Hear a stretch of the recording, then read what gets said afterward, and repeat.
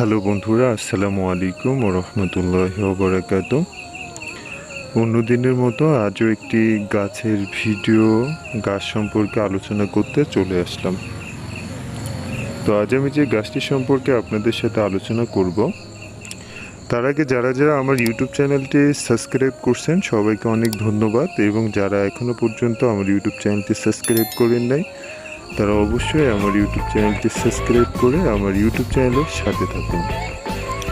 তো আজ আমি মূলত আপনাদের সাথে আলোচনা করব, আপনারা ডিসপ্লেতে দেখতে পাচ্ছেন, তো আমি একটি গাছের বীজ লাগিয়েছিলাম।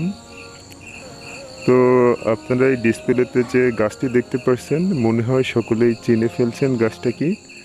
তো আজকে মূল কাহিনী হচ্ছে, আমি তুড়ি দিলে এই গাছের সম্পূর্ণ পাতাগুলো সব লাফালাফি করতেছে।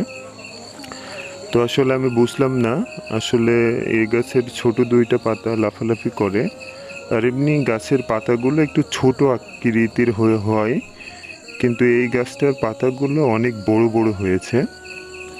তো আসলে লজ্জাপতি গাছে হাত দিলে যেমন লজ্জাপতি গাছের পাতা বুঝে যায়, আর এই গাছটা হলো তুড়ি দিলে বা আওয়াজ দিলে পাতাগুলো লাফালাফি করে।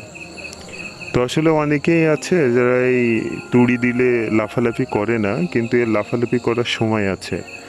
যেমন ভোরবেলা, রাতের বেলা, যখন কোনো আওয়াজ থাকে না, যখন কোনো শব্দ থাকে না, তখন মূলত আপনি যদি তুড়ি বা আওয়াজ দেন বা বাজনার কোনো আওয়াজ দেন, তাহলে করে কি এই গাছের পাতাগুলো লাফালাফি করে। তো এই গাছের নামটা আপনারা সকলেই জানেন। আসলে এই গাছটার প্রকার ভেদ আছে, কয়েকটা প্রকার আছে, তা থেকে এটা হলো একটা প্রকার। তো এক একজন এক এক রকম নামে ডাকে, নামে বলে। তো যার যেরকম ইচ্ছা সে সেরকম নামে ডাকে, আমার যেটা মনে হয়, কারণ আমি একটা নামে বলি, আরেকটা মানুষ আরেকটি নামে বলে। তো এই গাছটি অনেকগুলো গাছ হয়েছে আমার।